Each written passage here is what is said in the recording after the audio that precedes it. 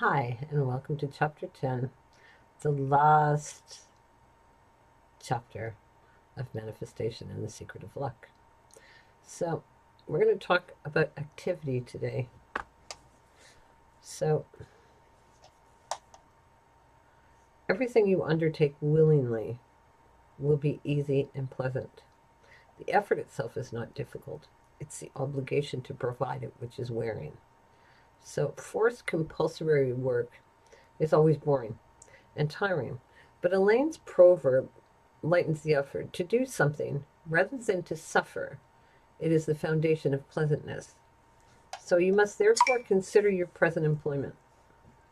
Enjoy it, not as drudgery, but as an extra exercise that will help you to achieve self control and to concentrate your efforts. Don't forget to respect the rule of thumb, which conditions effectiveness, alternating work with relaxation. Now, we're going to talk about influence and suggestion. Okay. All words, all attitudes, and all writing possess the power of suggestion and are inclined to diminish people's sense of judgment and criticism. Nowadays, we are constantly bombarded with suggestions. Even if we have been warned in advance and know all about these daily and generalized suggestions, it is difficult to escape it completely. This is why your sense of criticism and your judgment must be constantly on the lookout. Not only will you have to be wary of the influence of other people exertion over you, you will also have to call upon your influence to realize your ambitions. To do this, you will need to know the rules and the workings of influence. We can distinguish three forms of influence. Indirect influence is the result of your attitude and the impression you exert. Direct influence is the manner in which you talk to people to convince or persuade them to share your opinion, to lead them to help and cooperate with you. And finally, there is a distance or psychic influence. So let's now examine how you can practice these various forms of influence. With indirect influence, you are a block that cannot be chipped. Okay? The part played by your attitude is absolutely vital. It is characterized by calmness, self-control, and serene self-confidence, which are the fruit of disciplining your thoughts and a strong magnetic potential. Your attitude should give the impression of an always present strength and power, a block that cannot be chipped or crumbled or moved against its will. You have seen the ill effects caused by agitation and impulsiveness, and you know how to attain strength from outward, then inward calm. This impression of strength attracts many people. They will find you likable and will submit to your charm and finally to your leadership. We have already seen that physical appearance is not a determining factor and that a strong magnetic potential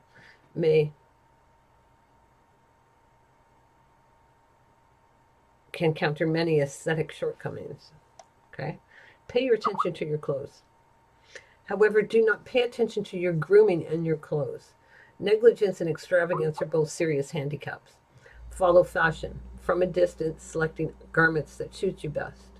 Clothing which is in fashion but does not suit you has the opposite effect to the one you hope for. Each one of us has a style which is ours alone, which must be defined, maintained, and adapted to changing fashions. Your feelings should appear on your face as little as possible. Accept compliments and unfriendly remarks in the same manner. Be kind to everyone, but do not show eagerness to be liked. You must keep your independence. In other words, keep things in proportion. Direct and active influence. Suppose you are with a company, in a group, and you're taking part in a general conversation. Listen to people. This is so important. It is important to speak little. First, to avoid wasting your magnetic potential in useless words, and second, because people will be very grateful to you for listening to them. Always look as if you're interested in what they are saying, even more so if it's not interesting. The art of conversation is the art of listening. Your attention will make the speaker seem important. He will be grateful to you and he will become your friend. If you're called upon to speak, do so without interrupting anyone. Don't talk about yourself. Don't criticize those present, and particularly who are absent. Do not give advice unless you're specifically asked to do so, and always be extremely careful if you do. You will certainly be blamed for advice that does not produce the desired effect, and your good advice will be forgotten. Avoid subjects that may embarrass anyone present. Don't repeat gossip, and never let negative feelings, animosity, or rancor speak for you. Finally, don't try to make people change their opinions or convince anyone unless it is directly beneficial for yourself. If one day you need to persuade someone to help you, to convince them to become part of your plans, here's how you should proceed. Prepare for the interview with a relaxation exercise followed by a meditation exercise in order to decide what you will and will not say. Using auto-suggestion, imagine vividly the meeting you are to attend, like a scene you have to act, like a part you have to play. Visualize yourself as you wish to appear, the impression you want to make, and what you are saying.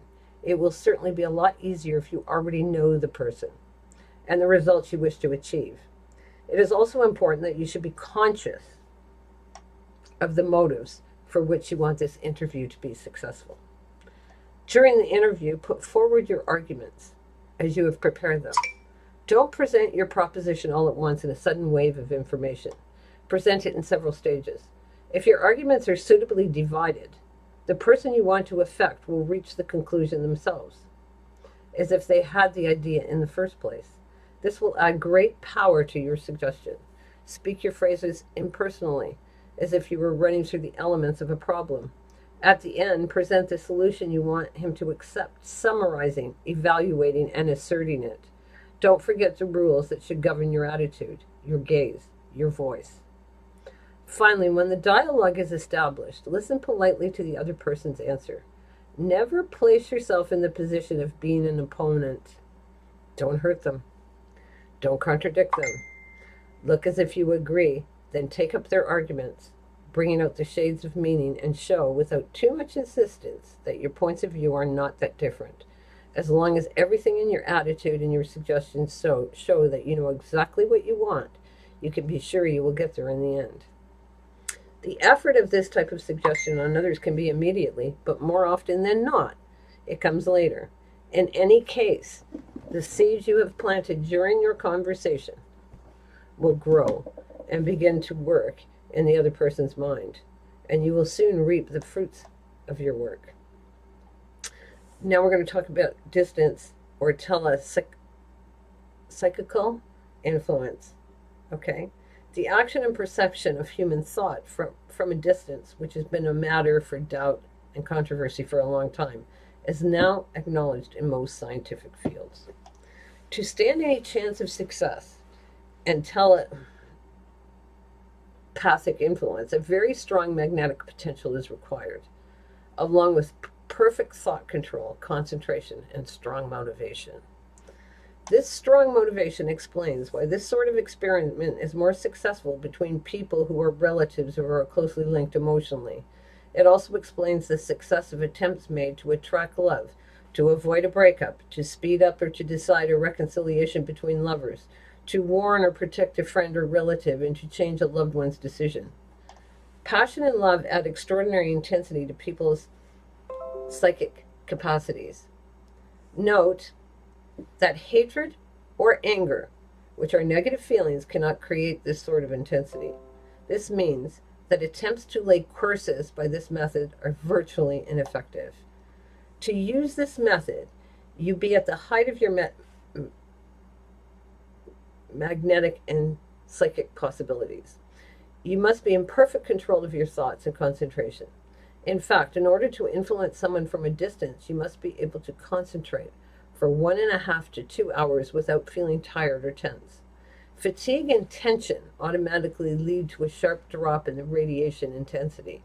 This session should not last longer than 2 hours because you cannot recover sufficiently and future radiations will not be as successful. To begin with, you must improve your personality and increase your magnetic potential to its maximum. This takes at least 2 or 3 months. You're now ready to move on to the next stage, a telepsychic session. Okay?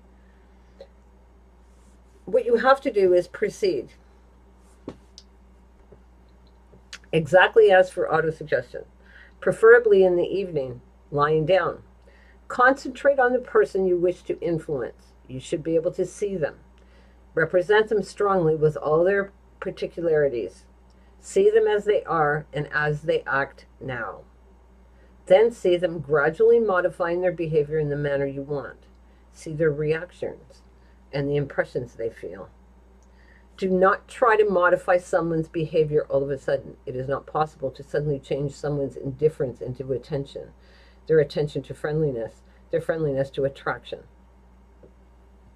Once the session is over, it's very important to literally disconnect your mind from the thought on which you've been concentrated for so long and think about something else altogether. Otherwise, you will wear out your magnetic potential very quickly and you will not be able to continue. I must insist that you don't undertake this sort of action before having total control over yourself and your thoughts. They are the indispensable starting points for magnetic potential capable of radiating thought. Obviously, it's impossible to know how long it will take to modify someone's behavior. It will depend upon the level of power you have reached to reach with your magnetic potential and on your subject's level of suggestibility. It's been very interesting learning this and presenting it to you and drawing up this study for you. Kindest regards, Ileana Vel. And I can be reached at ileanavel.com or oranpsychic.com. Love, light, and blessings. Namaste.